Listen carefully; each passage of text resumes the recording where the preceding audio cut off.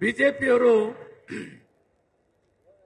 ಕಾಂಗ್ರೆಸ್ ಸರ್ಕಾರವನ್ನು ತೆಗಿಬೇಕು ಅಂತ ಚಿಂತನೆ ಮಾಡಿ 136 ಜನ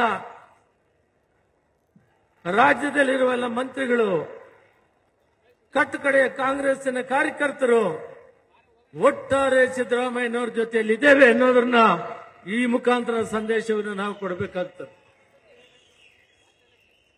ಬಡವರ ಬಂಧು ಜನ ಕಲ್ಯಾಣ ಕಾರ್ಯಕ್ರಮಕ್ಕೆ ತನ್ನನ್ನು ತಾನು ತೊಡಗಿಸಿಕೊಂಡು ಈ ರಾಜ್ಯದಲ್ಲಿ ಅತ್ಯುತ್ತಮವಾದಂತಹ ಸೇವೆಯನ್ನು ಮಾಡಿ ಕಷ್ಟ ಕಾಲದಲ್ಲಿ 5 ಗ್ಯಾರಂಟಿಗಳನ್ನು ಕೊಡೋದಕ್ಕೆ ಹಣವಿಲ್ಲ ಅಂತ ಹೇಳಿದಂತ ಕಾಲದಲ್ಲಿ ಅಭಿವೃದ್ಧಿಗೂ ಮತ್ತು ಗ್ಯಾರಂಟಿಗಳಿಗೂ ಹಣವನ್ನು ಒದಗಿಸುವಂತ ಚಾಕಚಕ್ಯತೆಯಿಂದ 14ನೇ ಆಯವ್ಯಯವನ್ನು ಮಂಡಿಸಿದಂತ ಏಕೈಕ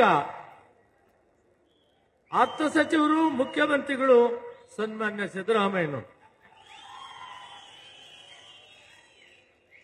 ಪಕ್ಷವನ್ನು ಬಲಪಡಿಸುವುದರಲ್ಲಿ ಬ್ಲಾಕ್ನಿಂದ ಹಿಡಿದು ಹಳ್ಳಿಯಿಂದ ಹಿಡಿದು ಈ ರಾಜ್ಯದಲ್ಲಿ ಡಿಕೆ ಶಿವಕುಮಾರ್ ಅವರು ಅಧ್ಯಕ್ಷರಾದ ಮೇಲೆ ಹೊಸ ಹುರುಪನ್ನು ಕೊಟ್ಟು ಚೈತನ್ಯವನ್ನು ಕೊಟ್ಟು ಚಾಣಕ್ಯನಾಗಿ ಕೆಲಸ ಮಾಡಿ ಪಕ್ಷವನ್ನು ಬಲಿಕೊಡಿಸಿದ್ರಲ್ಲಿ ಬಹಳ ಮುಖ್ಯವಾದ ಪಾತ್ರವನ್ನು ವಹಿಸಿದವರು ಡಿಕೆ ಶಿವಕುಮಾರ್.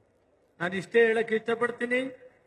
ಬಿಜೆಪಿಯವರಾಗಲಿ ಜನತಾದಳದವರಾಗಲಿ ದಿನಾ ಒಂದಲ್ಲ ಒಂದು ನೋಟಿಸ್ ಕೊಟ್ಟು ಈ ಸರ್ಕಾರಕ್ಕೆ ತೊಂದರೆ ಕೊಡಬೇಕು, ಸನ್ಮಾನ್ಯ ಮುಖ್ಯಮಂತ್ರಿಗಳಿಗೆ ತೊಂದರೆ ಕೊಡಬೇಕು ಅಂತಿದ್ದಾರೆ.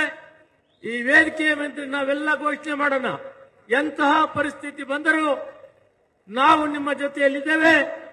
ಶಾಸಕರಾಗಲಿ ಮಂತ್ರಿಗಳಾಗಲಿ ಕಾರ್ಯಕರ್ತರಾಗಲಿ ಒಟ್ಟಾರೆ ನಿಮ್ಮ ಜೊತೆಯಲ್ಲಿದ್ದೇವೆ. ನೀವು ಧೃತಿಗೆಡಬಾರದು, ಇವರ ಕ್ಷುಲ್ಲಕ ಅಪರಾಧಗಳಿಗೆ ಭಯಪಡಬಾರದು. ನಾವೆಲ್ಲ ಒಗ್ಗಟ್ಟಾಗಿ ನಿಮ್ಮ ಜೊತೆಯಲ್ಲಿದ್ದೇವೆ.